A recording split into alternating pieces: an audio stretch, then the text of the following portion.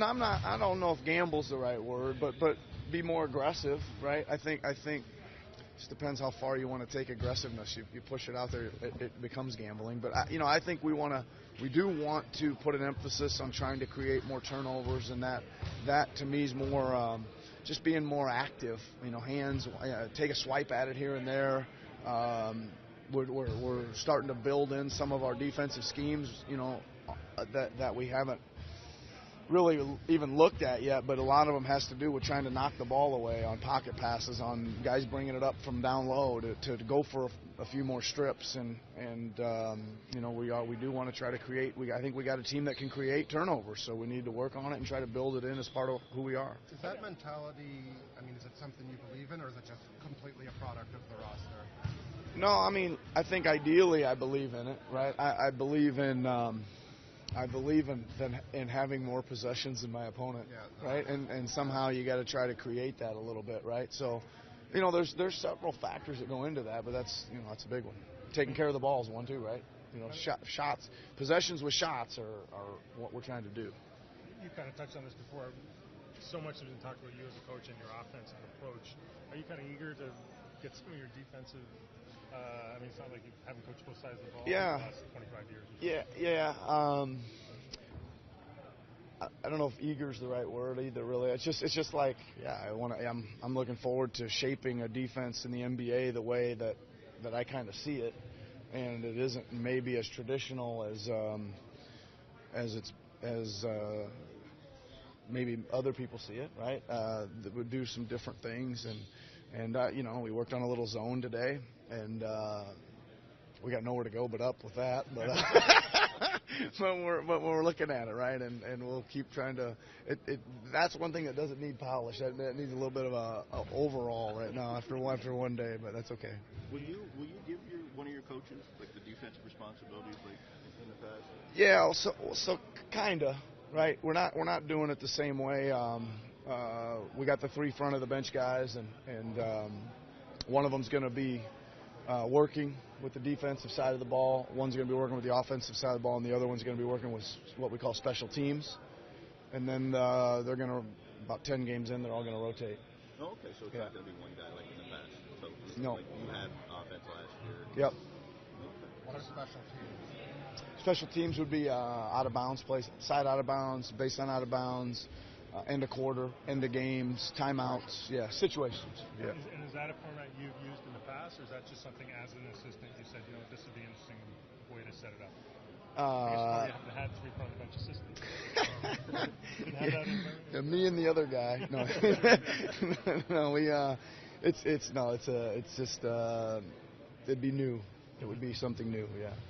When you look at Pascal and the way he's come back from the summer he had, is it more the handle that you're looking at is the biggest improvement, or is it the shot? Like, is it one over the other? I just think it's more. His handle's kind of been there. It's just giving him the freedom to do it, and that just comes with everybody realizing he can do it. I remember a film session we had last year where he had like 5 times in the game where he snapped down a rebound and pushed it up the floor and either laid it in or kicked it out, and we showed them all in sequence, and it was kind of a fun moment to just and we just were saying, hey, we want to promote you doing this, and in front of the whole team we did it. So we like to give him some freedom to make plays.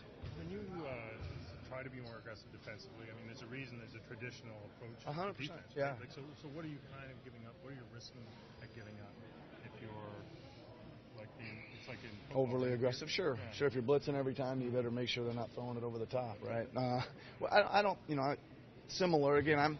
We're just looking at a few little areas here and there where we can apply more pressure, like just in general on the ball, right? Just kind of taking that up a notch. Well, when you do that, usually you're forcing guys into putting it down a little bit more and trying to punch gaps and things like that. So we're kind of one thing leads to another, right? So our gap protection is one of our major themes that we really work on, because if we are going to be up, then we better have the gap plugged, and then the next problem is are you getting back to the kick out? So right now I'm pretty happy with the gap protection. I think the ball pressure's maybe behind a little bit where I'd like it to be right now, but the setup of our length and our closing down driving lanes and setters looking pretty good.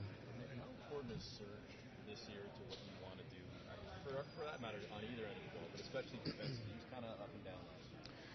Well, I think Surge's greatest strength for us is blocking shots, rim protection, rebounding, and I think we'd all would agree. He would probably agree too that he wasn't enough of a factor like he can be last year, and so we're. Listen, he's had a really good summer. There's a guy nobody's talking about. His ball handling and his little attack and kick out game and put back game and inside game are improved. But we've got to make sure that his primary role and focus is to be our rim protecting, rebounding, shot blocking big guy. Can he have that impact if he's playing with another big man? Yeah, he can. He can. I mean, there's opportunity to protect the rim playing 4 or 5, right? So yeah, he can. What role are you expecting from JV this coming season? JV, similar. Again, we're expanding his offensive responsibilities a little bit. I'm hoping to give him more chances to figure out how to defend different people, right? He's got to be able to guard more than just the 5-man in today's NBA game. So you guys know we have a one-on-one tournament every day. That isn't just for the offensive guys. That's for guys like JV to have continual reps of playing against Kyle and Fred and Norm and guys that he could end up on. So again, more involvement in the offense, not necessarily scoring or shooting, just handling and passing. Needs to be a really good screen setter, and he's got to be a solid, more than solid defensive player. And how has he looked in preseason, in camp, in those situations already? He was really good the first 2 days, really good. He looked a little tired to me today, but that's not uncommon, right? I mean, we had a really long one day yesterday. A lot of guys came in, put a lot of pre and post practice work in, on top of a long practice. So the legs are coming and going a little bit, but he looks good to me. Are you guys anticipating having Kawhi on any kind of restriction in the preseason games, or is he good to go for Saturday? I don't think so. No, they haven't said anything about we'll restrict him. I think will be some restrictions on everybody, to be honest. I mean, I think there are going to be certain nights where I'm going to say, hey, we want to give this group of guys a good long 30-minute look, so we'll just hold a couple guys out at that position.